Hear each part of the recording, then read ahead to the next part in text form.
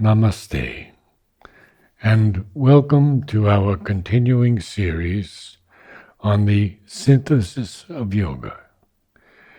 We are in the section Self Consecration, the Yoga of Divine Works, as always with our beloved Ranga.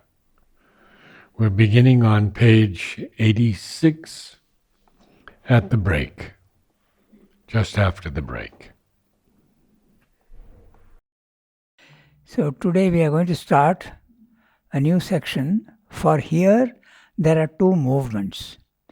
But it's been 1 week, so we should get the reference of wordwise.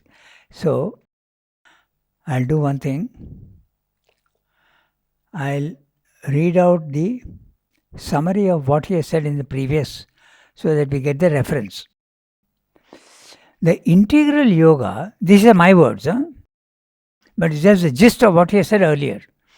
The integral yoga insists on absolute concentration of the individual to the divine. What does this mean? It means what we have just seen in the previous paragraph. Full consecration in all parts of the being, mind, heart and will are all turned to the divine. But this can be done only when ego and desire are completely abolished from the being. This is no easy task and takes long. Therefore, there must be an ungrudging, patient, persisting, persevering practice of the yoga. Remembrance, self-offering and self-surrender. That is the difficult process of the integral yoga. So, progress is slow. We should not grudge the slowness, nor should we be impatient. So, in the beginning it is bound to be imperfect, but it will go on. Now he is going to describe the movement, this journey. I am reading the whole paragraph. For here, there are two movements with a transitional stage between them. Two periods of this yoga. One of the process of surrender, the other of its crown and consequence. In the first, the individual prepares himself for the reception of the divine into his members. For all this first period, he has to work by means of the instruments of the lower nature, but aided more and more from above. But in the later transitional stage of this movement, our personal and necessarily ignorant effort more and more dwindles and a higher nature acts. The eternal Shakti descends into this limited form of mortality and progressively possesses and transmutes it. In the second period, the greater movement wholly replaces the lesser, formally indispensable first action. But this can be done only when our self-surrender is complete. The ego person in us cannot transform itself by its own force or will or knowledge or by any virtue of its own into the nature of the divine. All it can do is to fit itself for the transformation and make more and more its surrender to that which it seeks to become. As long as the ego is at work in us, our personal action is and must always be, in its nature, a part of the lower grades of existence. It is obscure or half enlightened, limited in its field, very partially effective in its power.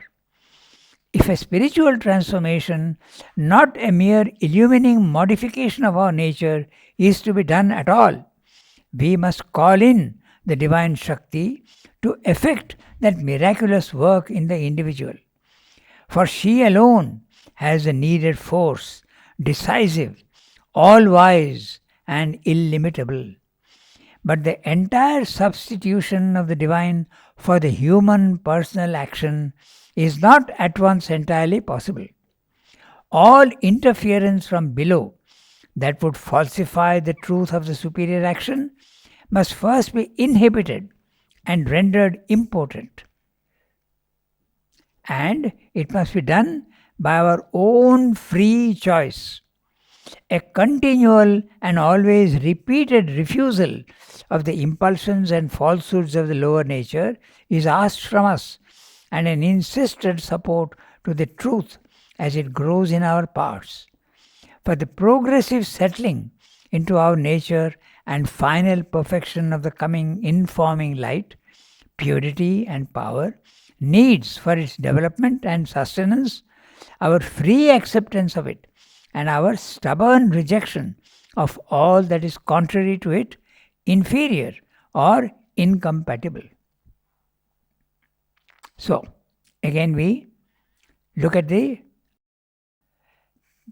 meaning and the language. The language is very interesting because Sri Aurobindo's language is really something to study. It's by itself it's a subject of study. So, for here there are two movements. What is the here? The effort towards God or the effort towards perfection. There are two movements with a transitional stage in between. In other words, there are three periods. He has spoken about it in other places in three periods. Here he is speaking about two with a transitional stage. Yeah, for here could also be in the integral yoga. Yes, that's right. If you are doing the integral, that's exactly it. Yeah. That's right, you are right. Because it may not apply in others. Because surrender is not there in other yogas. You are right. For here, there are two movements with a transitional stage. Note that. Interesting way he is putting it. The stage 1, stage 2, but there is a transitional stage in between. In other places, those three stages are: first, your personal effort. The personal effort is absolutely essential because your surrender cannot be perfect. Second, your personal effort continues, but you start feeling that you are being helped. You start becoming conscious of the help coming in. So part of you has opened and part of you is still dark, so you continue your effort. And the third stage is when you realize fully that your effort is absolutely of no use at all. It is the divine that will do for you, and you reach that level and you open yourself fully to that. Then the divine himself is acting in you, or the divine Shakti, but your effort stops. You surrender yourself fully to the divine. These are the three steps. Okay? So here he is saying two movements, but he is adding a transitional stage. The transitional stage is when your effort continues and you start feeling the help. So it's actually four almost. Four states. No, three. Personal effort, transition. And then the final. And the final is when you're but aware of okay, aware of the help from the divine, and then fully and then you aware. surrender fully. But the perfection is the fourth stage, if you want that way. Yeah, exactly. Perfection is the fourth stage. Okay. So, with the transitional stage in between, two periods of this yoga. One, the process of surrender. The process of surrender, the continuing journey of surrender. The other, its crown and consequence. The perfection reached and consequence. In the first, the individual prepares himself for the reception of the divine into his members. What is meant by preparing yourself? Purifying yourself, becoming conscious of your defects and rejecting them. That's why you prepare yourself. Aspiration. Yeah, constant aspiration and wanting to change yourself, recognizing your defects and opening yourself to them. That's the preparation. Purification also. You start rejecting everything that needs to be rejected. Yes. In the first, the individual prepares himself for the reception of the divine into his members. For all this first period, he has to work by means of the instruments of the lower nature. What does he have? He has only his mind, life and body. So he has to use these three instruments to go to what he wants to do, because you are not conscious of neither yourself nor your psychic being. If you were, you are already on the path. So that's what he's saying. You have to prepare yourself for the reception of the divine, and you have to use the instruments of the lower nature. Lower nature, very clear: body, life and mind. That's a lower nature. The above, in the spiritual planes of consciousness, That's already the higher nature is starting. Okay? But aided more and more from above. Okay? But in the later transitional stage, which is the second stage, okay, the latest transitional stage, this movement, our personal and necessarily ignorant effort, more and more dwindles, and a higher nature starts to act, and a higher nature acts. The eternal Shakti descends into this limited form of mortality and progressively possesses and transmutes it. You start seeing changes in yourself. Those things which you had earlier, they start slowly disappearing, provided you are already persistently and patiently preparing yourself and opening to them. So you start becoming conscious of the changes happening in you. The personal effort dwindles and a higher nature acts. The eternal Shakti descends into this limited form of mortality. He has used three words again. He could have said body, life, mind, but he's saying limited form of mortality. The limited form of mortality, your mind, your life, and your body. All the three are mortal. Huh? Don't think that the mind doesn't die. It does. It dissolves. The mind dissolves, the life. First, the body dissolves, then the life also dissolves. Your vital being dissolves, and then the mind also dissolves. In some cases, the vital being does not dissolve. Neither the mind dissolves immediately. Ultimately, they will dissolve, but they don't dissolve. If the vital being doesn't dissolve, sorry, it becomes a what you call a ghost or a spirit. It lingers in the earth atmosphere until finally it is made to dissolve, or by itself it recognizes that it can't remain there forever and dissolves. There are conditions for that, but we won't go into all that now. The mind also, if the mind is very strong and it has got ideas are fixed, it doesn't dissolve very easily. If it is well formed, it continues to exist and tries to enter other minds to satisfy itself. That is the thing that happens. But yeah. This dangerous passage that Sri Aurobindo and Mother speak about. Yes. Is it mostly the vital or also the mind that has to go through this passage to its resting place? I think I didn't follow exactly what... Is it the mind or the vital or both that have to go through this passage on the way to its resting place? Oh, no. The mind and the vital don't go. It's only your consciousness that goes. Your consciousness of the soul, that goes up. But the problem is in the dissolving of the mind and vital. The mind and the vital have to purify themselves, and the divine comes and purifies it here at this level. It doesn't go up. The vital's archetype up there is a Chit Shakti. The archetype, the perfect form of our mind is supermind. That has to send down its influence into the lower mind to transform it. Only your consciousness travels upwards. Neither your body nor your vital nor your mind. They stay here only. They have to be purified. They don't go up. Your consciousness leaves these one by one and goes up. So, yes, there's a vital world, there's a mental world, there's even a subtle physical world. So they dissolve there, no? They dissolve there, yes. Just like your body goes back into matter. So vital also goes back into the universal plane of prana. And the mind also dissolves in universal plane of mind. Exactly. These are all worlds. So, but aided more and higher nature acts. The eternal Shakti descends into this limited form of mortality. That's what we are discussing. And progressively possesses and transmutes it. There you are. So, the eternal Shakti descends into the mind and transforms it.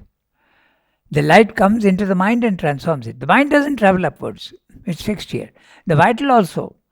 The light comes down and transforms it. You lose your desires, you lose your impurities, and the vital becomes a strong instrument. They remain here only in the lower plane. Progressively possesses and transmutes it. In the second period, which is actually the third, because they put a transitional in between. In the second period, the greater movement wholly replaces the lesser. Okay, formerly indispensable first action. So what your first effort is indispensable. It's a first action. But afterwards, the third level. So the third level, your effort stops, because now you have realized that the divine is helping you. So you leave it to them. So your surrender is almost complete. The third stage. So replaces the whole, formerly indispensable first action. But this can be done only when our self-surrender is complete. So the ego person in us cannot transform itself by its own force or will or knowledge or by any virtue of its own into the nature of the divine. You can't do that. Only the divine can do that. Okay. All it can do is to fit itself for the transformation and make more and more its surrender to that which it seeks to become. So whatever you want to become, you may want to have peace, then you are aspiring for peace. You want to have knowledge, you aspire for knowledge. So whatever you want, you get that. That's what he's saying. To that which it seeks to become. Everybody has got a different aim in spiritual life. Everybody doesn't have the same aim. Okay, so someone wants peace, someone wants liberation only, someone wants power. There are so many different things, depending on the nature. And interestingly, he has used the word fit, to fit as a verb. You have to fit yourself, to make yourself fit itself for the transformation and make more and more its surrender to that which it seeks to become. As long as the ego is at work in us, our personal action is and must always be, in its nature, a part of the lower grades of existence. The lower grades of existence are level 1, matter, life, mind. Above that is level 2, which is different. As long as the ego is at work in us, our personal action is and must always be in its nature a part of the lower grades of existence. Implication, it is imperfect. It is obscure or half enlightened, limited in its field, very partially effective in its power. Now note the gradation here. This is what I mean by language. Remember the language. It is either obscure. What is obscure? Your nature. Okay? It is obscure. Or a little bit of light is there, half enlightened. Or limited in its field. It's more than half enlightened but still limited. And very partially effective. You can see the gradation. Always when Sri Aurobindo is using this gradation of words is something very, very typical of him. Everywhere he uses this, and you have to see that. So he is including all the different stages of the progress. Obscure or half enlightened, limited in its field, very partially effective in its power. If a spiritual transformation, not a mere illumining modification of our nature, is to be done at all, we must call in the divine Shakti to effect that miraculous work in the individual. So we'll look at this. Okay. If a spiritual transformation, by transformation, Sri Aurobindo means something very specific. Transformation of the mind, transformation of the vital, transformation even of the body. Transformation in a very special sense in the integral yoga. He has discussed this elsewhere. Not a mere illumining modification of our nature is what normally yogis attain.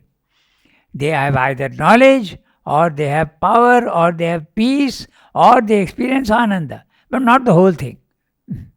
And sometimes they don't want it. Yeah. They only want one or two That's things. right. Because they are so satisfied. They don't want it is not exactly negative, but they are so satisfied with what they have that they are not interested in anything else. This is more than enough for me. That's what they feel. I remember today this question also came up in another class, okay? And they were wondering how they can be satisfied. So I gave them an interesting example, okay? A little, very common example, but anyway. There was a property to be sold, okay? And the person came to the owner and said that Today, if you sell the property, you will get 25 lakhs. And this was 25 years ago. But if you wait for 2 years, you will get 1 crore. So the person said, no, 2 years afterwards, 1 crore, I am not interested. 25 lakhs is enough for me now. So what you get, you don't have anything and you get 25 lakhs, you're more than satisfied. So when you get that peace which you never had, you're very satisfied. Good That's example. what happens. Good example. Yes. Okay, so if a spiritual transformation, not a mere illumining modification of our nature, is to be done at all, we must call in the divine Shakti. Only He can do the complete transformation to effect that miraculous work in the individual. For she alone has the needed force, decisive, all-wise and illimitable. Note the pronoun she. Okay, the divine Shakti is usually imaged as feminine. Feminine and masculine doesn't exist in the higher levels of consciousness. It's a way of our speaking. Okay, because she is the one who executes and does the work. The consciousness does not. The Purusha does not execute. He only gives the command. And nature executes. Okay, so this is what. In fact, it's a very interesting question whether the divine is masculine or feminine. All religions don't have this concept. Okay, so in Christianity, maximum it goes to is Mother Mary, na? Yes. Maximum it goes up to there. In Islam, no. It's Allah who is, implication is masculine. In Indian scriptures, the divine Shakti is recognized. And in the Tantra, it is even worshipped.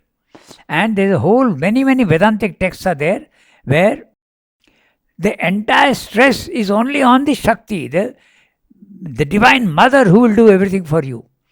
So there is no gender up there. If you remember Mother's experience of the supramental boat, she says, I had a body there which was entirely sexless. No sex. There is no question of gender there. But as it keeps coming down, it divides into consciousness and force. They become separate. And in the physical world, it is the feminine aspect that gives birth. So that's why you use gender to explain that. But otherwise, the divine Shakti is sexless if you want. There is no gender. But here, so this is the... And I believe we've talked before about certain countries who call their country the motherland. Yeah. And others who call it the fatherland. Fatherland, that's right. I think the Germans call it the fatherland. Oh, yes. Yeah. In India, we say the motherland. That's right. So, the divine Shakti to effect that miraculous work in the individual, for she alone has the needed force, decisive, all-wise and illimitable. But the entire substitution of the divine for the human personal action is not at once entirely possible. All interference from below that would falsify the truth of the superior action must first be inhibited or rendered impotent. And it must be done by our own free choice. That's an interesting point, because sometimes people mistake surrender and they say, oh, I've left it to the divine. I don't need to make an effort. That won't do at all. Because Sri Aurobindo says in the Mother, he says, surrender is not something negative. Surrender is something positive. You have to put in your whole effort. In the beginning, you have to put in effort. You are not an automaton. You are not a machine which you turn on, it starts working by itself. You are a living being. So, the surrender is a positive process. So, has to be done by our own free choice. Okay. A continual and always repeated refusal of the impulsions and falsehoods of the lower nature is asked from us, and an insistent support to the truth as it grows in our parts. For the progressive settling into our nature and final perfection of the coming informing light, purity and power, needs for its development and sustenance our free acceptance of it. He is repeating, free acceptance of it, and our stubborn rejection of all that is contrary to it, inferior or incompatible. So note the word final perfection and incoming, informing light. The light comes into the form. He uses the word informing always in this sense. Normally we use the word in English informing, information, news. Okay? But he's not using in that sense. Coming into the form. The light is entering into your form. And your form is your mind, life and body. Informing light, purity and power, needs for its development and sustenance, our free acceptance of it, and our stubborn rejection of all that is contrary to it, inferior or incompatible. There is an interesting thing here which you should recognize. We have a body, we have a mind, and we have a life and a mind. And there is an interpenetration of all these three into each other. The lower is always influencing the higher, and the higher also is influencing the lower. There is a mixture. Okay? So, what does it consist of? If you want to make your mind pure, you have to reject the influence of the vital in you. You have to say no to it. That means it keeps coming up. To be very, very practical, your desires will keep coming up from the vital. But you have to say no, I don't want you to come up. It will color your mind. So that you have to say no. Emotions, wrong emotions will come up. Envy, jealousy, anger, irritability, impatience, all these things will keep coming up from the vital. That's its nature. And what about the body? The body, its main contribution is tamas, laziness, darkness, incomprehension. These things will come and start influencing your mind. You have to say no to it. So rejection of all that is coming from lower and acceptance of all that is coming from higher. Look at the words. And our stubborn rejection of all that is contrary to it, inferior or incompatible. So that you have to say no to it and accept the higher. Open more and more to the higher. Note the last phrase, contrary, inferior or incompatible. Again the gradation. We speak of gradation. Contrary, opposite of what you want to be. Not contrary but inferior. Not inferior also but incompatible. So this gradation, he is including all the three. That's why it's so interesting to look at his language also and understand the subtleties. Apart from the meaning of what he's saying. We go to the next para. In the first movement of self-preparation, the period of personal effort, the method we have to use is this concentration of the whole being on the divine that it seeks, and as its corollary, this constant rejection, throwing out, catharsis of all that is not the true truth of the divine. An entire consecration of all that we are, think, feel, and do will be the result of this persistence. This consecration in its turn must culminate in an integral self-giving to the highest. For its crown and sign of completion is the whole nature's all-comprehending absolute surrender. In the second stage of the yoga, transitional between the human and the divine working, there will supervene an increasing purified and vigilant passivity, more and more luminous divine response to the divine force, but not to any other. And there will be, as a result, the growing inrush of a great and conscious miraculous working from above. In the last period, there is no effort at all, no set method, no fixed sadhana. The place of endeavor and tapasya will be taken up by a natural, simple, powerful and happy disclosing of the flower of the divine out of the bud of a purified and perfected terrestrial nature. These are the natural successions of the action of the yoga. He has used an image here which he has used in chapter 1 or 2. Okay, the bud, the bud and the flower. Okay, so there he has spoken of roots, bud and flower, the flowering. So here also he has said the same thing. So we'll look at the language. He is expanding on what he said earlier, the 3 stages. Now he is very clearly saying that there are 3 stages with the transitional movement. So he has spoken of 2, but he has added that transitional stage, which is the second stage. In the first movement of self-preparation, the period of personal effort, when we have to make an effort. And what is our effort? Rejection of the lower, acceptance of the higher.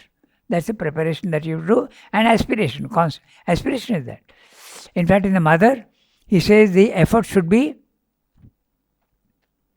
aspiration, surrender, and rejection. These are the 3 methods of the integral yoga. Aspiration above, surrender to at the horizontal level, whatever is coming from the universe, accept it absolutely quietly and calmly from the universe. What it means is, suppose you have an accident, suppose death intervenes in the family, suppose some tragedy is there, accept it calmly. Don't be disturbed. That's a surrender. Then finally, rejection. All that is opposed to you, rejection. So up, horizontal, down. This is the result. Aspiration, rejection, surrender, rejection. In the Mother, he has used these 3 words very clearly. Okay, so here he is speaking only of the effort, personal effort.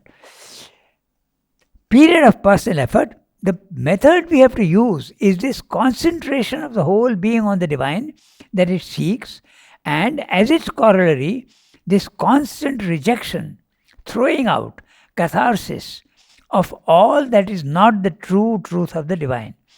Note the word true truth. There are truths everywhere, but the higher you go, there is more truth, and lesser truth is below and the higher truth is above. Even the physical is not absolutely untrue. The whole gradation is there with a percolation of the highest is in the lowest, and the lowest is there in the highest also as a potential. Everything is one. So, this is very interesting what he's saying. Constant rejection, he has used the word catharsis in italics. So, maybe the word has come into English now, but that's usually a Greek. We spell it with a C. C, okay. C-A-T-H. Yeah, but he has used the Greek form. Yes. Catharsis. A purification and a intense change. Okay. Of all that is not the true truth of the divine. An entire consecration of all that we are, think, feel and do. Okay. So, 1, 2, 3, 4. Are, what we are. Okay. Think, mind. Feel, vital. And do, body, physical action. Will be the result of this persistence. The we are is a consciousness that is there generally, your average consciousness of everything that is there. That's the are. Think, feel and do will be the result of this persistence. This consecration in its turn must culminate in an integral self-giving to the highest. The word consecration is again offering and making it holy. It becomes a consecration. It must culminate in an integral self-giving to the highest. Integral. That's the ideal. For its crown and sign of completion is the whole nature's all-comprehending absolute surrender. In the second stage of the yoga. So, the first stage, when it is sign and completion, is the whole nature's all-comprehending absolute surrender. In the second stage of the yoga, which is transitional between the human and the divine working, there will supervene an increasing purified and vigilant passivity. You mustn't think that surrender is something passive. I open myself and just sit quiet and say, divine is going to change me. That's also passive. But real surrender is not passive, it is active. You have to make an effort to open yourself. Okay, so there will supervene purified and vigilant passivity. Note the word vigilant, very attentive and very, very observing. A more and more luminous divine response to the divine force, but not to any other. All other forces you must reject. There will be, as a result, the growing inrush of a great and conscious miraculous working from above. From above. The second plane of consciousness is the consciousness, power, purity, all these things will start coming down. In the last period, there is no effort at all, no set method, no fixed sadhana. The place of endeavor and tapasya will be taken up by natural, simple, powerful, and happy disclosing of the flower of the divine out of the bud of a purified and perfected terrestrial nature. What does he mean by terrestrial nature? Body, mind, life. That's your terrestrial nature. The spiritual consciousness is not a terrestrial nature. That's already a higher nature, the second level. Third level is the perfect. Okay? These are the natural successions of the action of the yoga. So first, effort. Second, effort aided by the divine help. You become conscious of it. Not fully, but you can see the results.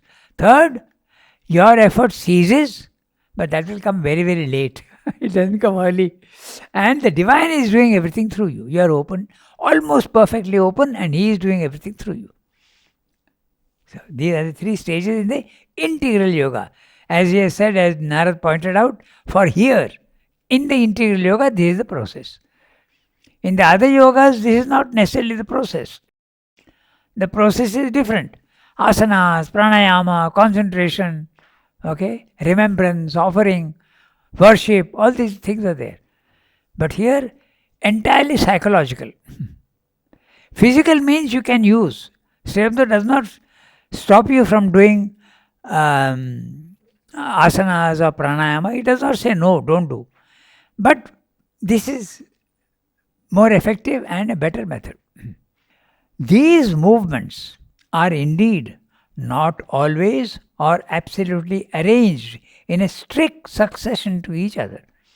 The second stage begins in part before the first is completed. The first continues in part until the second is perfected.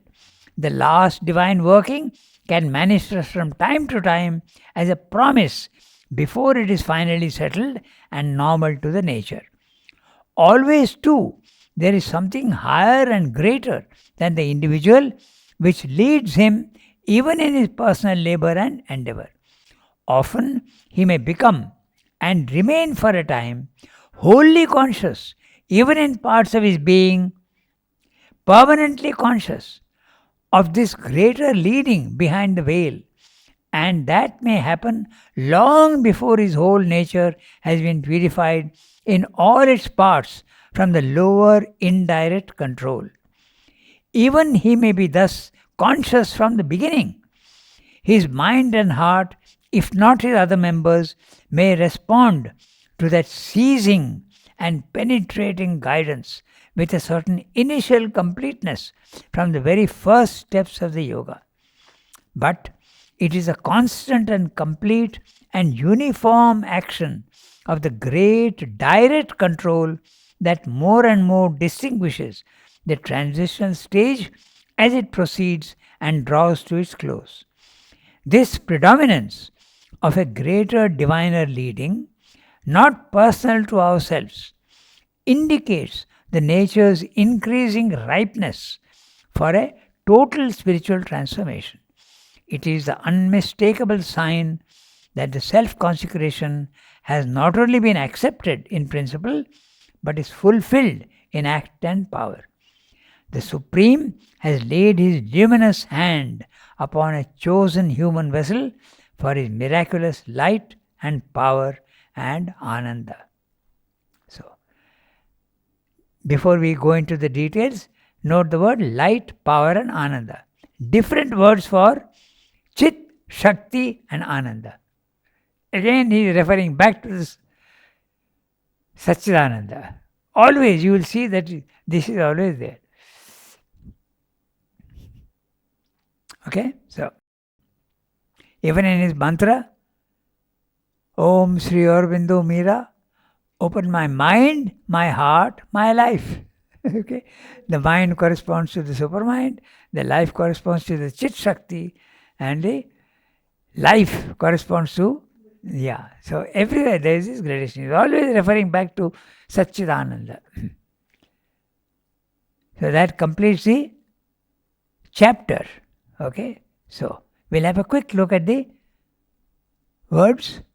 Again, he's expanding on the whole thing, but now he's adding something else. He's saying that the three stages of which I have spoken are not serially separated. They are interfused in each other.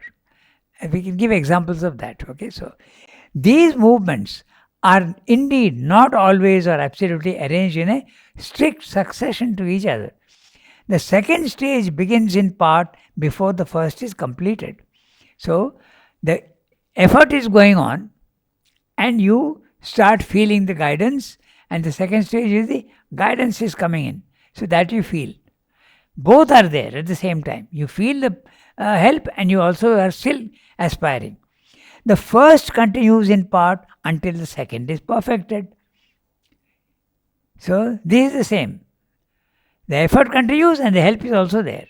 Okay, so then the last divine working can manifest from time to time as a promise before it is finally settled and normal to the nature. Now what does it mean by that? You may feel the full impact of purity, or you may feel a moment of ananda. Okay. Narad told me once that he had the experience of ananda. He was going on asking Sri Aurobindo for, I'm not getting ananda, he used to complain. So he had once. He had the experience of ananda. So that's a full divine, but for a very short time. It may be a few seconds, it may be for a day, it may be for a couple of weeks, it may be for a month. Then it disappears. So the third stage is entering into the first stage, showing itself, this is what you are capable of. Go ahead. And what about when one was in front of Mother and she put things into one? That's right. You're talking of Rhoda Lecoq. Yeah, that's right. No, you're talking of somebody else. I'm talking about myself. Yeah. There are different ways of doing that. Yes, absolutely. So when you are in their presence, this can happen. Yeah. For that lady, it was a silent mind. That her mind became absolutely silent when she came in front of Sri Aurobindo. She was an American in 1950. She had come here. She lived for a long time. She has quite a writing. It is there available. But it was mostly about Ramana Maharshi. Yeah, she went there also. Yeah.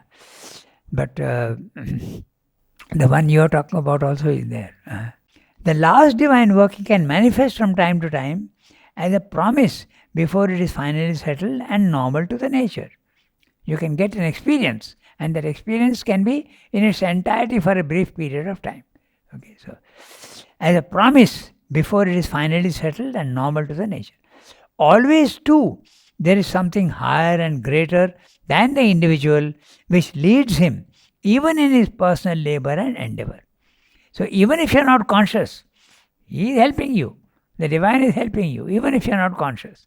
That's what he's saying. Always too, there is something higher and greater than the individual which leads him even in his personal labor and endeavor. There are 3 lines in Savitri. Yeah. Even when we fail to look within, or lie embedded in earthly consciousness, still have we parts that grow towards the light. You are. Saying the same thing here. Which leads him even in his personal labor and endeavor. Often he may become and remain for a time wholly conscious, even in parts of his being, permanently conscious. That could be the minds, okay, mostly, of his greater leading behind the veil. And that may happen long before his whole nature has been purified in all its parts from the lower indirect control. Now, note that the lower indirect control, okay, from the lower indirect control. The lower indirect control is your effort. Then he will talk of direct control later on. Even he may be thus conscious from the beginning. His mind and heart, if not his other members, may respond to that seizing and penetrating guidance. That word is beautiful, seizing. It absolutely seizes you. Okay? And penetrating guidance with a certain initial completeness from the very first steps of the yoga. For Srimda, it was like that. Okay? He was not even interested in yoga, but when he got, let me start, in one day he got the silent mind and peace. Okay? But it is the constant and complete and uniform action of the great direct control. Now the indirect control is from your effort, but the direct control is from above. That more and more distinguishes the transition stage as it proceeds and draws to its close. This predominance of a greater diviner leading, not personal to ourselves, indicates the nature's increasing ripeness for a total spiritual transformation. So you have to note carefully that not personal to ourselves.